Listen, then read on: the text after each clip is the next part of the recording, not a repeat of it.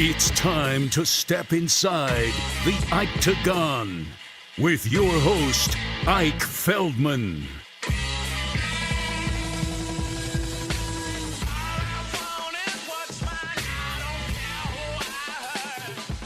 What's up, fight fans? What's up, combat sports community? What's going on? We've made it. Another UFC pay-per-view fight night. I know I'm recording this extremely close to the main card festivity, but I'm OCD, obsessively compulsive fight fan, OSFF, I guess we can call that for now. OCFF, I screwed that up. I took a nap in the middle of the day.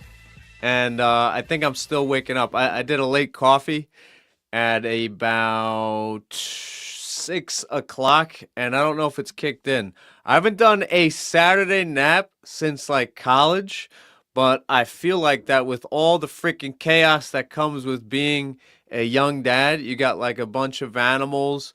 They're running around making noise, throwing up, drinking too much, taking midday naps. Yeah, I feel like I'm back in college with my roommates. Shout outs to you, Milton, Alex, Jackson, and Laura. Yes, we did have the one lone woman in the room, but we are a family. And we're still friends today, which is the most impressive. And we're all doing really good in our fields. But back to business. It's fight night. UFC 320 Las Vegas. Headlined by Poatan, Alex Pereira,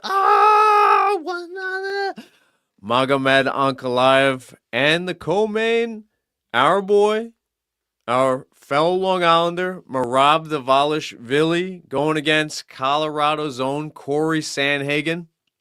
And of course, the co-main event, 3-round. This could have been a 5-round co-main event on any pay-per-view card.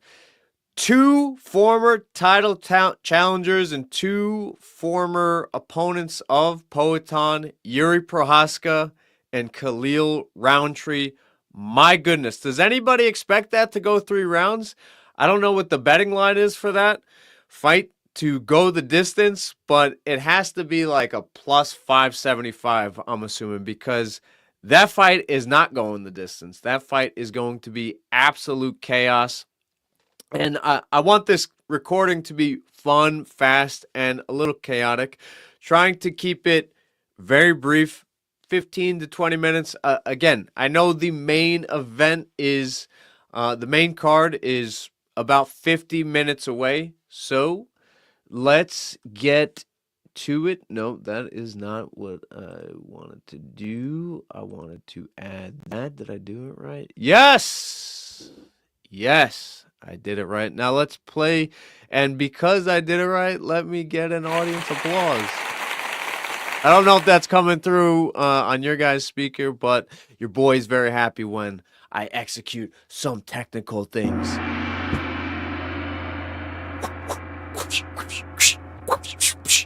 Those fight sound effects are from me, in case you were confused. But fight picks. Oh, we got bed music for the fight pick segment. Shoutouts to my boy Adam Z. We usually do this before every UFC pay-per-view, but he's in Italy. That man gets around like nobody else gets around. Shout outs to Adam, safe travels. I'm sure he's locked into a screen somewhere. That is the beauty of the 2025 digital age. You can have the app and just connect to some Wi-Fi and away you go. So I know Adam is tuning into this live feed to give my picks. I did not respond to him my picks. He goes, "What are your picks? What are your picks?" I did not want to give him my picks until the live recording. So here we go. To kick off the main card, Magomedov, Pyfer. I mean, does anybody think that Joe Pyfer is going to lose this? I mean, I usually do a simple formula when picking fights. This is another main card fight for Joe Pyfer, and the UFC is highly invested into Pennsylvania's own Joe Pyfer. What is it? Juan Marquez MMA or Marquez MMA. The UFC did like a mini documentary on Joe Pyfer, and I guess following the Jack Hermanson loss and some injuries and time away, he came back a little gun shy in the fight prior to Kelvin Gastelum. And then we see the fight against Kelvin Gastelum and gun shy still. And Kelvin, Fat Boy Kelvin, who actually missed weight again somehow, a former welterweight, now missing weight at middleweight. Him and Brian Battle should fight in boxing or dirty boxing or for MVP promotions or something. But Joe Pyfer, he's not going to fight on the main card again if he doesn't come through tonight. I believe he knocks out Magomedov, and we're back to the UFC, 303, his last knockout, close to a year and a half ago. So I'm in the business of Joe Pyfer. The dude is too talented not to get knockouts every time he goes out there. Apparently, he's the hardest hitter in the UFC, not Francis Ngannou. I know he's not in the UFC, but his punch meter was still recorded. Harder than Poatan, and Pyfer is 2 weight classes below both of those men. Or 1 below Poatan, 2 below Francis. He's a freaking Mack truck every time he goes out there. I believe he's growing each and every time as a mixed martial artist. You know, he's not just a bully, a physical specimen, but I expect Joe Pyfer to lay down the pipe in his fight against Magomedov in this first UFC 320 main card fight. Josh Emmett, Youssef Zalal, Factory X's Youssef Zalal. I was freaking lucky enough to watch Youssef Zalal spar in 2018 when the UFC went to Denver, and I got to be there. Brett Okamoto was there, the freaking media samurai. Whoosh, whoosh, whoosh. Again, another Ike sound effect for you. But yeah, it was pretty cool. One of the first time watching people spar outside of New York, high level sparring, and Zalal, talented then, talented now. You get to see him on Helwani making appearances, and it's just surreal to see somebody go from a amateur fighter to a pro LFA fighter to now fighting on a main card for one of the best cards of the year. So Zalal has a lot of hype behind him, and well deserved. He's also a fantastic personality. Very likable guy, very humble guy. And of course, fights like a Tasmanian devil or the Moroccan devil as he goes by. But Josh Emmett, who has some wear and tear, you can't deny it. He has fought the who's who of the featherweight division, and this is a gatekeeper spot. Young dog, old dog. Can the young dog kill the old dog, take him around back? Or is the old dog gonna, what's the Yoel Romero thing? Did anybody see that? Where he's biting the screen? Is Josh Emmett gonna be biting the screen when this fight is said and done? I am in belief that Josh Emmett still has enough in the tank to keep Zalal from getting a lot of momentum in this fight. Obviously, Josh Emmett has the power advantage, the experience advantage. He may not have the confidence advantage, may not have the speed advantage or the footwork, the dynamic footwork. Zalal is always on his horse, always moving. Not a stationary target. So it's going to be a lot of Josh Emmett trying to reach out, paw with that jab, and swing for the heavens with that overhand right. that we've seen him knock out so many top 15 fighters at the UFC's featherweight division? Is he going to swing and miss? Is he going to hit him once? Is it going to be Canelo Alvarez swinging at air while Terrence Crawford circles, pivots, gets in his jabs, his light work, but scores a lot on the judges' scorecards? It's a coin flip. It's a coin flip fight. Again, I like to pick these fights without looking at the line, just simply from what I've seen, and it's worked out. That's why I'm very nervous about this, because I have been on the money. 319, 318, 317, 316. Since I've started recording with Adam Z, I have been on the freaking money with these fights, and I'm trying to rinse and repeat exactly how I look at these fights. And it's tough. I would say Zalal is a favorite, just simply because of what I said. 3 rounds may not be enough for Emmett to catch him. Zalal may be able to stay on those track shoes and circle. And he doesn't have much wear and tear, and he hasn't had his bell rung.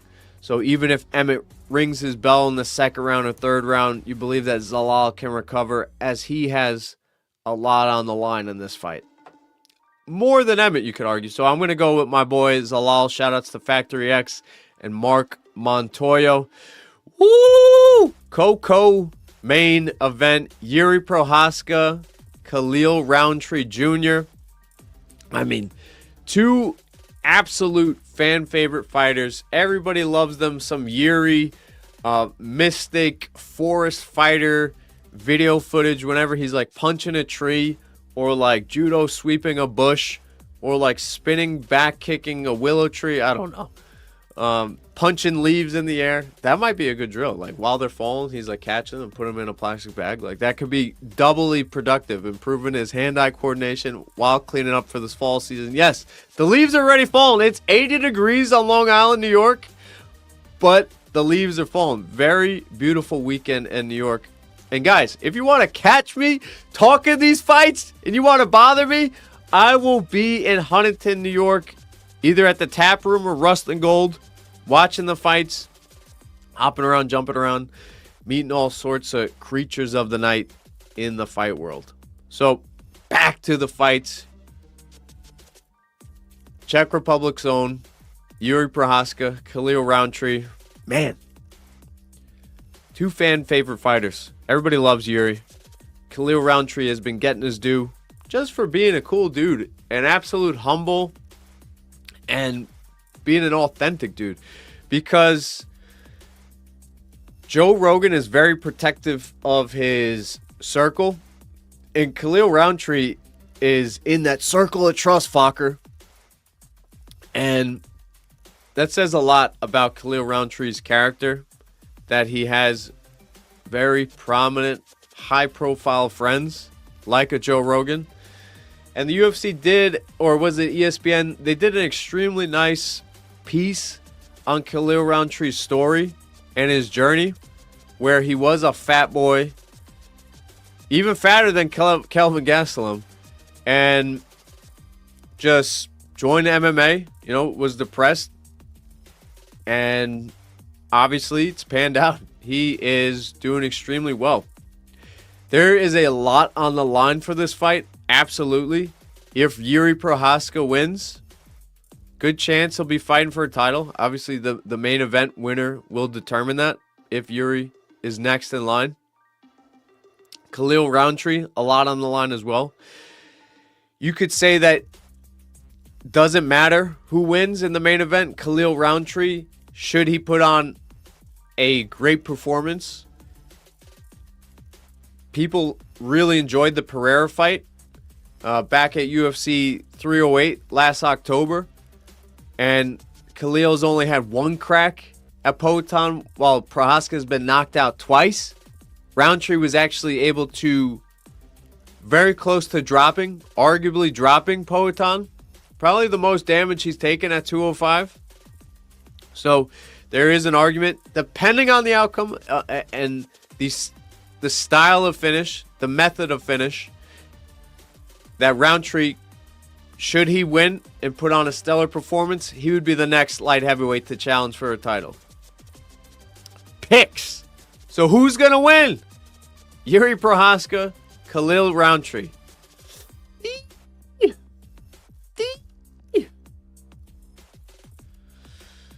Oof.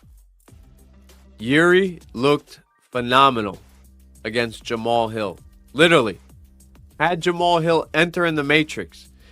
Beautiful pullback. There's like a shot where the hook goes past his face and then he lands a hook of his own. Unbelievable highlight for Yuri Prochazka's highlight reel. The thing that I don't like is how light Yuri walks in there. And yes, he's had success. And yes, light is okay. Chuck Liddell was 215, 220. But Yuri's like 209, 210, like a Deontay Wilder. And Deontay Wilder's fighting people 50 to 70 pounds heavier than him. The thing is, yeah, Khalil Rountree is not going in there to grapple Prochazka. Absolutely not. Will not be a grappling match. The thing is, if and when Yuri gets hit with a shot from KRJ, I just don't know. We're all about the acronyms in MMA. Acronym. JDM. Acronym. GSP. Acronym. BJJ. Acronym. When Khalil Rountree Jr. or KRJ tags Prochazka,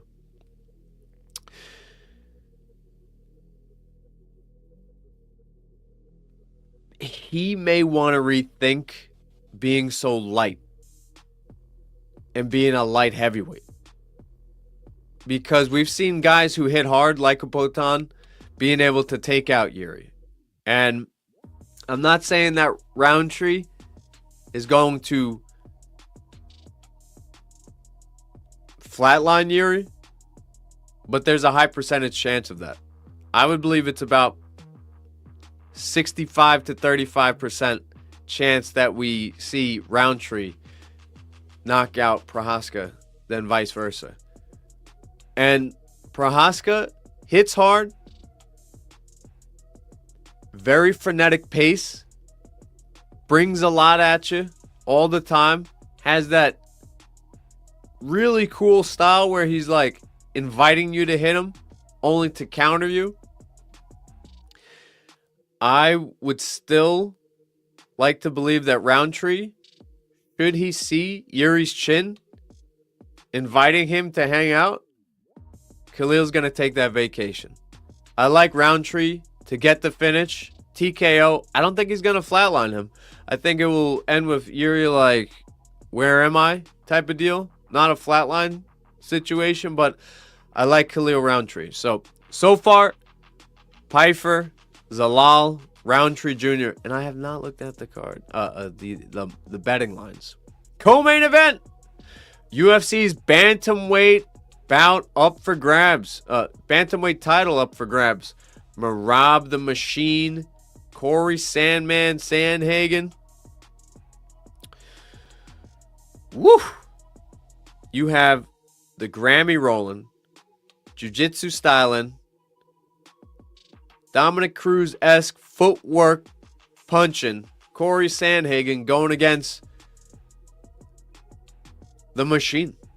I mean, Merab's work rate and ability to just shoot after shoot after shoot when it comes to wrestling and taking down and keeping his opponent down.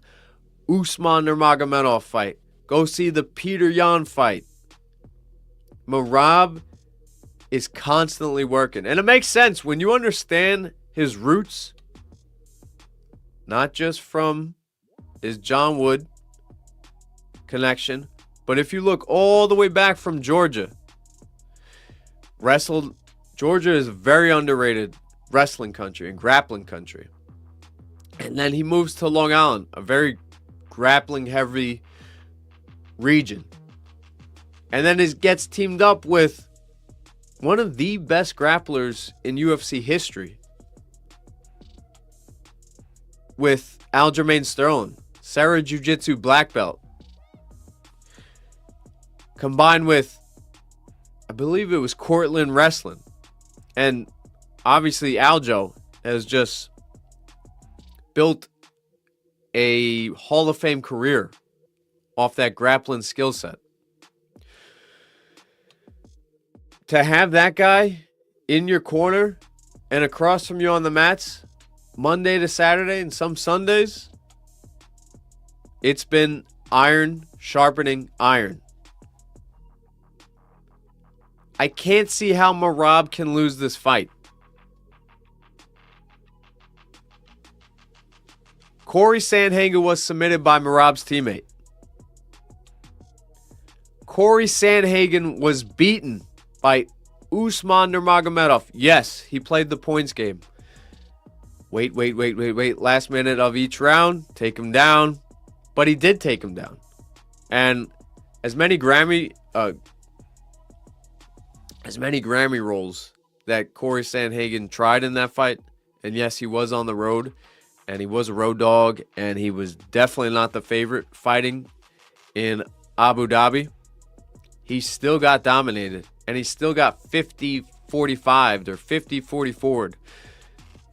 Merab did that same thing to Usman Nurmagomedov. I can't see how Merab will lose this fight. I got to go with Merab the Machine Dvalishvili to win another championship belt. And be in that argument of him, Aljo, Merab, Aljo, who's better? That's a great problem and argument to have if you are from the Serra-Longo team. Oh, main event time. Magomed Ankalaev, Alex Pereira 2. Told you guys I keep this recording moving. We're about 22 minutes in, and we're in the final pick, the final fight. We heard all the noise. I'm not going to say excuses, but we heard a lot of noise from Alex Pereira's side of things that he wasn't feeling well. He was sick. He was on antibiotics. He was 40% is the quote. We heard Joe Rogan say it. I believe MMA On Point did a really cool graphic, like a video game stamina bar, and put Ankalaev's health at 40. He cannot say that again here. Can't say I was 60%. Nobody likes that. And everybody ignored it. When Usman said he was 30% against,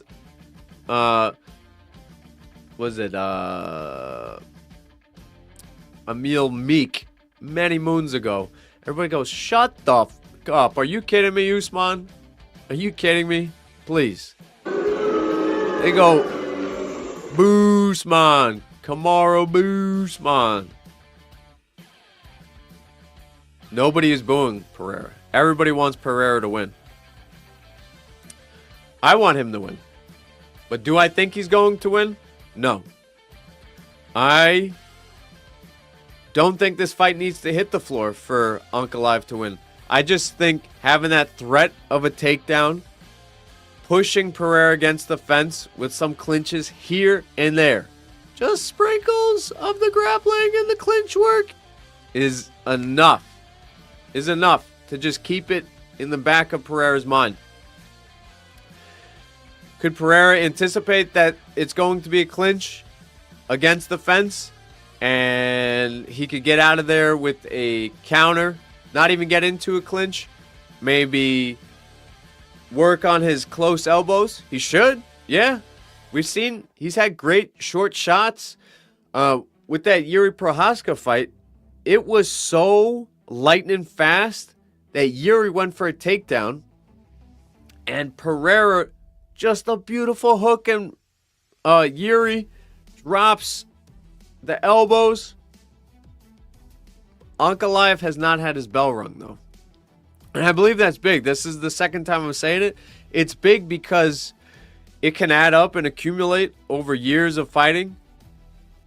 But that first one, I believe wholeheartedly, in the heat, should Zalal get caught by Emmett or Ankalaev get caught by Pereira, they can fully recover that first one 100%. With what's on the line for each of those fights in the moment with the adrenaline, 100% they can recover and get out of danger, reset, take a round to recover, shake off the cobwebs, as people say. So, should Ankalaev get caught trying to clinch or close the distance because he's trying to mix it up from kickboxing to grappling against the fence or clinch work, I think he can survive and get the victory regardless.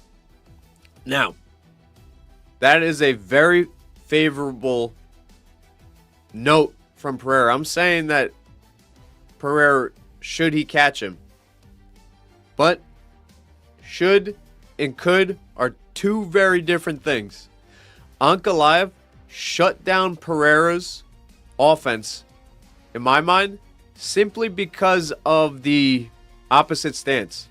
Ankalaev is a lefty, Pereira is a righty. Shuts down the hook, shuts down the jab. Does Pereira pull out a cross? A sweeping cross to the body, or a right hook to the body, or a straight cross down the pipe to mix it up? We don't see Pereira really get off with that right hand. We see him throw it to the body sometimes, but it is mainly a lot of the front hand, the lead hand, whether it's the jab to the body, jab down the middle, or obviously the devastating hook. Does he do more right side attacks? Not only the right hook or the right straight cross, but the right body shot with the kicks. Does he attack the calves more? Which would be an excellent strategy, because then you would get Ankalaev trying to close the distance to not only recover and slow down Pereira's onslaught, but to try to score some points. Pereira attacking the lead calf of Ankalaev could set up that lead hook. Can he execute? Is Ankalaev the better fighter, or was Pereira actually sick? I think Ankalaev is the better fighter at this point. This is the style versus makes matchups, or styles make fights deal. Ankalaev, being that southpaw, I think presents and will continue to present a lot of problems for Pereira. I also think that Ankalaev was hesitant because he was facing the boogeyman and somebody that has this aura to him. I think it will be a little easier and a lot more relaxing. And a relaxed muscle is a fast muscle. So I got Ankalaev winning another decision. And with that, some matchups will open up. If Ankalaev wins, you could look at either winner of the Prochazka Roundtree fight, slide them right in there. And the loser can fight Pereira. I like Ankalaev winning this rematch. So there you have it, folks. There you have it. Fight picks. Hope you enjoyed it. That's right. That signals the end of the segment. And the end of the quick pod. Hope you guys enjoyed it. I thoroughly enjoyed it. And I gotta shake off the cobwebs. I freaking feel like I got hooked by Pereira this afternoon. Midday naps. Mid-Saturday day naps. Let me know your thoughts on them.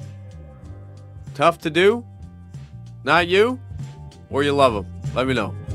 Love you guys. Thank you for tuning in. Your boy is out. Peace.